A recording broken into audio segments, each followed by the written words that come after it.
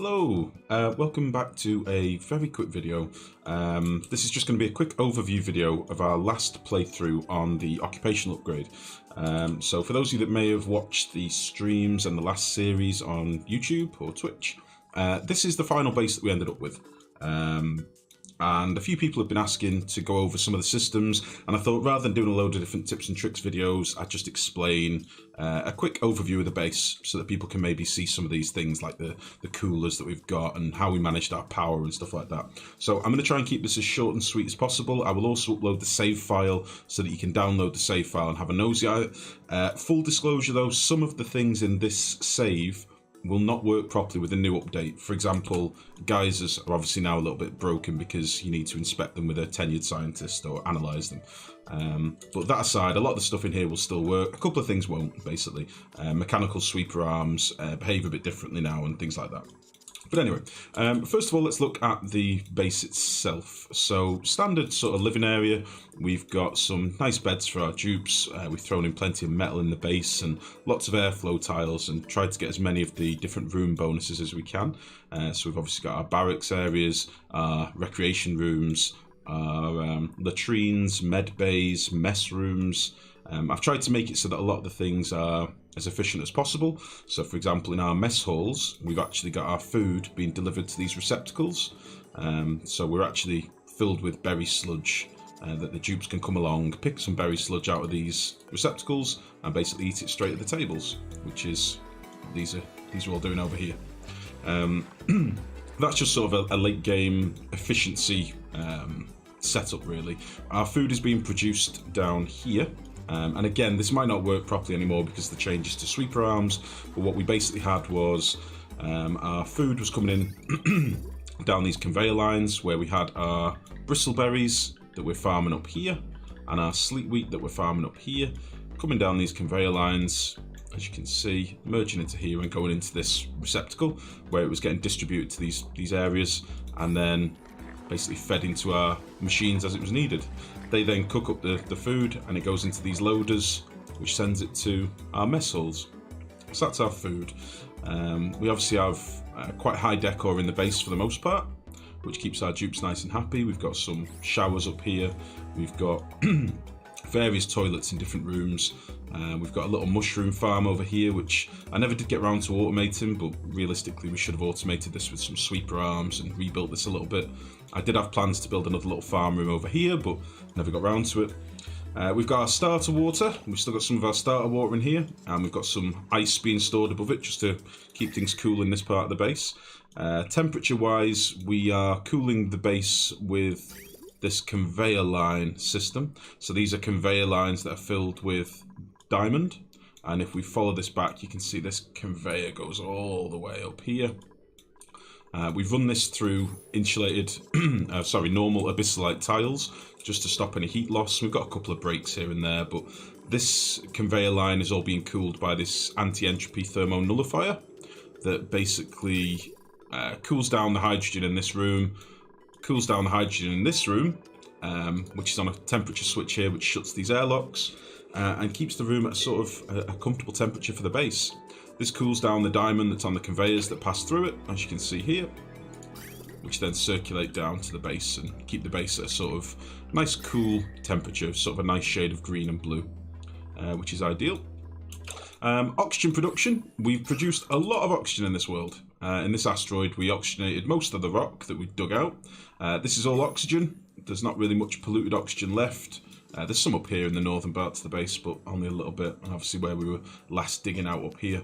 But for the most part, it's quite heavy in oxygen. You can see we've got nearly 2 kilos in a lot of these areas, which is pretty good, helps kill off germs. And this is all being produced in our oxygen production over here, which is basically 3 electrolyzers, 6 pumps. We've got an anti-entropy thermo nullifier underneath that's being fed with some hydrogen. The pipe in here is probably a little bit to explain, but we've basically got each set of pumps, so this pump and this pump merges into one pipe, this pump and this pump merges into a second pipe, and this pump and this pump merge into this pipe, okay? And then all the pumps go to mechanical filters, which I've recently done a video on. You can have a nosy on that to explain mechanical filters. These are double bridge filters because they're dealing with larger packets, and all these basically do is filter off the oxygen to the north and the hydrogen to the south. And then hydrogen either goes into our bypass room, which is where we're storing excess hydrogen, or goes into this room to be fed into the nullifier, which gets circulated through some piping. Okay, now the hydrogen that we've actually cooled to minus 170 odd in this room normally gets cycled through our oil cooling system here, and this is for cooling down our oxygen. So our oxygen comes through these pipes and it's at like 70 odd degrees, really, really warm. It comes up these pipes and gets fed into the rooms through these high pressure vents. And these high pressure vents are just letting us pump in quite high amounts of oxygen. This Atmos sensor here toggles the whole system on and off. If we go if we go below 3 kilos, it will fill the room with some more oxygen, basically. The oxygen itself is obviously really warm in the room to begin with, so we cool it with this aqua tuna build down here, which is basically aqua tuna in some oil. The oil is being fed through, oh god, bit of lag. The oil is being fed through radiators, and as you can see, our oil's coming through at like 13, 14 degrees, which then comes back into here. But as an added element of cooling, if this oil gets too hot, we bypass our hydrogen into this cooling chamber as well, into this radiator. At the moment, it's nice and cool, which is this thermosensor here. So if this oil goes above 30 degrees, then the hydrogen will start cooling the oil as well. So it's just a bit of a double fail-safe to keep things nice and cool, and it doesn't use much power. It's basically a couple of pumps that are running intermittently. But this is delivering all of our oxygen to the base. At the moment, we are backed up because the base is nice and full of oxygen. So as you can see, all of our oxygen pipes are actually filled up. And we're getting oxygen at about 20 degrees coming into the base, which is perfect, really. Quite happy with that. This obviously took quite a bit of tinkering. It's quite a convoluted system, but I did want everything to be cooled before it hits the base, and I wanted it to sort of be quite static and well controlled. And we can tinker with all sorts of switches and settings in here. There's quite a bit of automation for tweaking odds and sods here and there. And all of these pumps as well are on their own Atmos sensors, which we can change the variables on so that we can control the pressure in the room and determine how much oxygen we get to hydrogen and things like that. So I was quite happy with this. Quite a funky build. I quite liked it. There's a lot of things that are left over from when we've had to tweak this that I've never got around to tidying up. Like this petroleum here used to be in this room. This probably all needs to be tidied up and cleared away. But if you do want to load the save, I'll leave that to you. So that's our oxygen setup. We've then got our power system up here. Now we've got a main battery bank of batteries for each circuit. Okay, so just to explain this, I'm probably best looking at the wiring overlay. We've got our main bank of batteries here, which is for our main circuit. All of our power gen is controlled by these batteries here. And some of these batteries have automation coming off them. The automation is controlling each different power generation that we have. So for example, this battery here, this smart battery, is controlling our coal gens. This battery over here is controlling our hydrogen gens. This one here is controlling our natural gas gens. And then this one here is controlling our petroleum gens. And all these basically do is trigger on the generators at different thresholds. So for example, I want to use natural gas first, coal as a secondary, natural gas as the last, hydrogen as the last option, and then petroleum generators as maybe the third option. And that's what this does. Our smart batteries basically control everything and make it so that we're being as efficient as we can with our power. And you can actually see this working. You'll see different systems toggling on and off, which is nice. It means that if we do run out of coal, we've got backup power in various different forms. And I kind of wanted to build this room where everything was combined. So we've got all different power here. The only thing we were missing was steam, which we obviously tried to do at the bottom of the map, which I'll show you in a minute. But then we have our transformers here. And for each circuit that we run off this, we've got a smart battery inline as well. And that's to allow us to draw more than a transformer can handle, or rather more than 1,000 watts. We can actually draw up to, I think it's 5,000 watts in theory, based on the transformer's usage.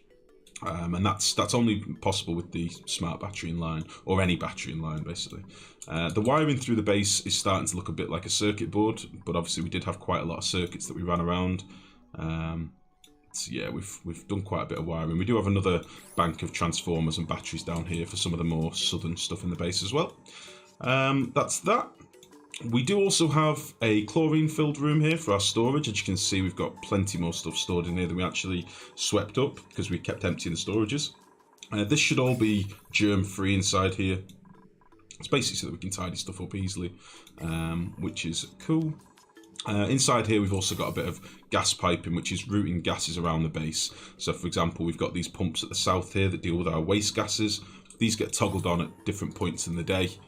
So we've got one here that gets toggled on for 3% of the day, and one over here that gets toggled on for 2% of the day. And all these basically do is get rid of any excess carbon dioxide, and then send it down to this filter system down here, which sends carbon dioxide to this room, chlorine to this room, and oxygen to this room. And this is like our overflow rooms for gases. All we've done in here is put a vent covered by a little bit of oil. Again, I've got a video on that on my tips and tricks showing you how to overpressurize vents. This allows us to put obscene amounts of gases in a room. So like here, we've got 2.8 tons of carbon dioxide per tile, 390 kilos of chlorine in this little one, and 696 kilos of oxygen in this one. So this is like just gas storage basically to stop it from clogging up. We can use it when we need to. If I did need to run some chlorine from here, I can connect to this pipe and send it to where I want. Likewise, the oxygen in this room is being used to fill our exosuits, which is what this pipe is for down here.